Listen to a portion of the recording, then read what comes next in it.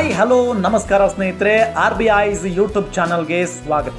ಸ್ನೇಹಿತರೆ, ಇತ್ತೀಚೆಗೆ Lucknow super Giants ತಂಡ ತೊರೆದ KL Rahul royal Challengers Bengaluru ತಂಡ ಸೇರಲಿದ್ದಾರೆ ಅನ್ನೋ ಸುದ್ದಿ ಎಲ್ಲೆಡೆ ಸದ್ದು ಮಾಡ್ತಾ ಇರೋದು ನಮ್ಮೆಲ್ಲರಿಗೂ ಗೊತ್ತಿರೋ ವಿಚಾರನೆ.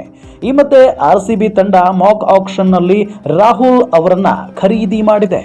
ಇನ್ನು ಮೆಗಾ ಹರಾಜಿಗೆ ಮುನ್ನ ಸನ್ ರೈಸರ್ಸ್ ಹೈದರಾಬಾದ್ ತಂಡದಿಂದ ಮಾಕ್ ಆಕ್ಷನ್ ನಡೆಸಲಾಯಿತು. ಸನ್ ರೈಸರ್ಸ್ ಹೈದರಾಬಾದ್ ನಡೆಸಿದ ಮಾಕ್ ಆಕ್ಷನ್ ನಲ್ಲಿ ಕನ್ನಡಿಗ KL ರಾಹುಲ್ ಅವರನ್ನ ರಾಯಲ್ ಚಾಲೆಂಜರ್ಸ್ ಬೆಂಗಳೂರು ತಂಡ ಬರೋಬ್ಬರಿ 18 ಕೋಟಿ ರೂಪಾಯಿ ನೀಡಿ ಖರೀದಿ ಮಾಡಿದೆ.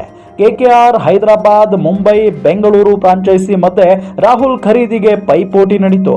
ಕೊನೆಗೂ ರಾಹುಲ್ RCBಗೆ ಮಾಕ್ ಆಕ್ಷನ್ ನಲ್ಲಿ ಸಿಕ್ಕಿದ್ದಾರೆ. 2025ರ ಇಂಡಿಯನ್ ಪ್ರೀಮಿಯರ್ ಲೀಗ್ಗೆ ಭರ್ಜರಿ ತಯಾರಿ ನಡೀತಾ ಇದೆ. ಈಗಾಗಲೇ ರಾಯಲ್ ಚಾಲೆಂಜರ್ಸ್ ಬೆಂಗಳೂರು ತನ್ನ ರಿಟೈನ್ ಲಿಸ್ಟ್ ರಿಲೀಸ್ ಮಾಡಿದೆ. RCB ಟೀಮ್ ಮೊದಲು ರಿಟೈನ್ ಮಾಡಿಕೊಂಡಿದ್ದು ವಿರಾಟ್ ಕೊಹ್ಲಿ, ಎರಡನೇ ಆಯ್ಕೆ ರಜತ್ ಪಟ್ಟಿದಾರ್ ಮತ್ತು ಮೂರನೇ ಆಯ್ಕೆಯಾಗಿ ಯಶ್ ದಯಾಳ್ ಅವರನ್ನ ಉಳಿಸಿಕೊಂಡಿದೆ.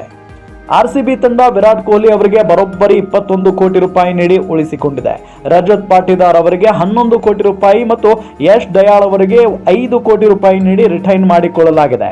ಈ ಮೂವರಿಗಾಗಿ RCB ಸುಮಾರು 37 ಕೋಟಿ ರೂಪಾಯಿ ಖರ್ಚು ಮಾಡಿದೆ. ರಾಯಲ್ ಚಾಲೆಂಜರ್ಸ್ ಬೆಂಗಳೂರು ಹೇಗಾದ್ರೂ ಮಾಡಿ ಕಪ್ ಗೆಲ್ಲಲೇಬೇಕು ಅಂತ ಜಿದ್ದಿಗೆ ಬಿದ್ದಿದೆ. ಹಾಗಾಗಿ ವರ್ಷದ ಕೊನೆ ಡಿಸೆಂಬರ್ನಲ್ಲಿ ನಡೆಯಲಿರುವ 2025ರ IPL ಮೆಗಾ ಆಕ್ಷನ್ ನಲ್ಲಿ ಸ್ಟಾರ್ ಆಟಗಾರರಿಗೆ ಮಣೆ ಹಾಕಬೇಕು.